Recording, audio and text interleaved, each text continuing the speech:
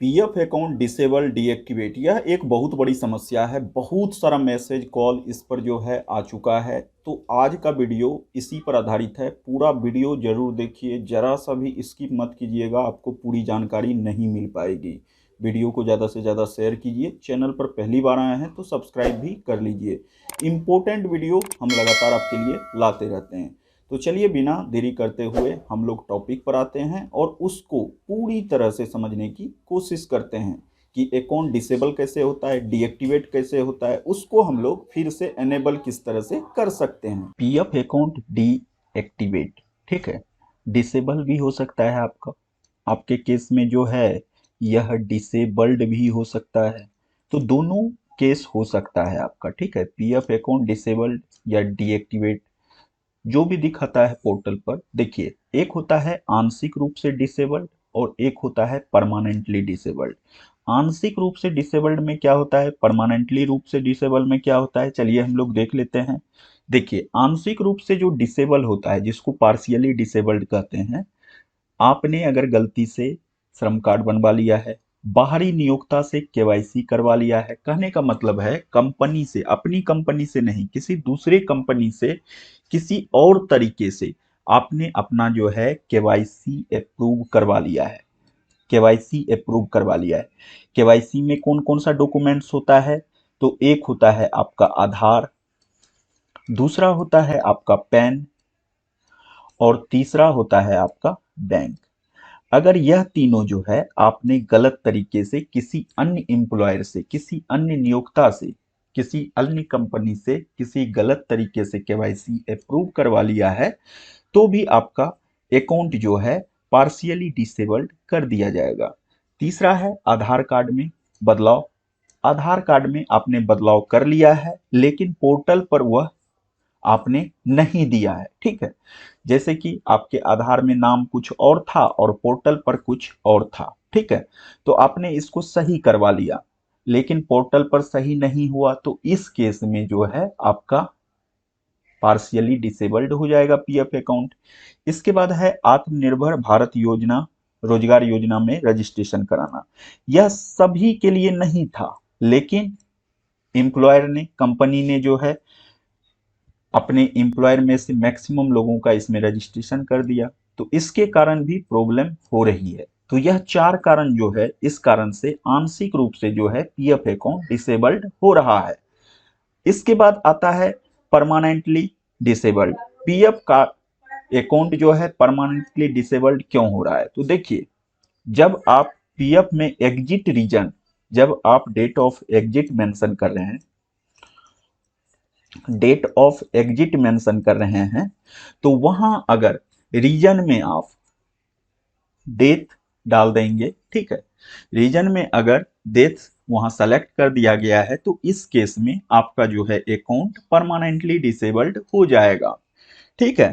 तो इस केस में आपको क्या करना है, दोनों का अभी हम पहले आंशिक रूप से, इसके बाद परमानेंटली रूप से जो डिसेबल्ड है, इसको एनेबल किस तरह से करेंगे उसका भी प्रोसेस अभी डिस्कस करेंगे। तो पूरा वीडियो बहुत ही इंपॉर्टेंट है, ज्यादा से ज्यादा शेयर कीजिए। चैनल पर पहली बार आए हैं तो सब्सक्राइब भी कर लीजिए। अब देखिए, अगर श्रम कार्ड बनवाने से आपका जो है, जब आप रीजन चेक करते हैं कि पीएफ अकाउंट क्यों डिसेबल है, तो उसमें अगर श्रम कार्ड का प्रॉब्लम आता है तो आप श्रम कार्ड के पोर्टल पर जाइए, श्रम कार्ड को डिलीट करवा लीजिए, ठीक है। जैसे ही इसको डिलीट करेंगे, हटाएंगे, आपका जो है यह डिसेबल जो है एनेबल में हो जाएगा। आप जो है इससे पीएफ ऑफिस में भी संपर्क कर सकते हैं। जैसे ही आप श्रम कार्ड को अपने पोर्टल से हटाएंगे, रिमूव करेंगे, श्रम कार्ड को जो है डिलीट करवा देंगे, तो इसके बाद यह आपका जो है पार्शियली डिसेबल्ड वाला, जो आंशिक रूप से डिसेबल्ड कर दिया गया है, वह अनेबल हो जाएगा। इसके बाद है बाहरी नियोक्ता से केवाईसी। आपने दूसरे से केवाईसी करवा लिया है, आपका केवाईसी भी पोर्टल पर दिख रहा है, लेकिन फिर भी जो है वह अप्रूव नहीं दिखा रहा है। तो यहाँ क्या करना है, तो यहाँ आपको अपने पीएफ ऑफिस में जाना है, एक बैंक की कॉपी, एक पैन कार्ड की कॉपी, एक आधार की कॉपी, और इसके साथ साथ आप अपने 10th का मार्कशीट या एडमिट कार्ड या आपका जो है मूल सर्टिफिकेट, इसमें से जो अवेलेबल है, तो यह 3 तो आपको ले जाना ही है। इसके बाद इसको भी निश्चित रूप से ले जाना है और सबको लेके पीएफ ऑफिस से वेरीफाई करवाना होगा, तब जाके आपका यह कंप्लीट रूप से डिसेबल प्रॉब्लम जो है यह समाप्त तो हो जाएगा। इसके बाद है, आपने आधार कार्ड में बदलाव कर लिया है लेकिन पोर्टल पर उसको रजिस्टर नहीं करवाए हैं, तो उस केस में आपको क्या करना है कि सेम प्रोसेस यहां भी करना है। बैंक, हालांकि बैंक डिटेल्स जो है आपका वहां अप्रूव दिख जाएगा, लेकिन फिर भी जो है मेरे हिसाब से बैंक, पैन और आधार और 10th का मार्कशीट, एडमिट कार्ड जो भी है, इसको लेके आपको पीएफ ऑफिस जाना है। वहां जैसे ही जाएंगे सारा डॉक्यूमेंट सबमिट करेंगे और उनको अपनी परेशानी बताएंगे कि मेरा आंशिक रूप से डिसेबल है, तो उसको आप कर दीजिए एक्टिवेट, तो वो एक्टिवेट इसको कर देंगे।